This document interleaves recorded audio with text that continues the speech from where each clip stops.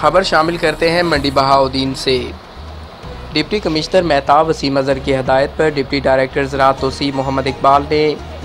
मौज़ा level locust control कमेटियों की training और एप्लीकेशन के इस्तेमाल के बारे में नंबरदारों और मास्टर ट्रेनर्स को टिड्डी दल की अहमियत और PDMA की तरफ से जारी करदा लोकस्ट सर्वे एप्लीकेशन के बारे में आगाह करते हुए कहा है कि मौज़ा लेवल कमेटियों की ट्रेनिंग और लोकस्ट सर्वे एप्लीकेशन कमेटियों की तरबियत एक हफ़्ता के अंदर मुकम्मल की जाए ताकि लोकस्ट के हमला की सूरत में सही और यकीनी इत्तला दी जा सके।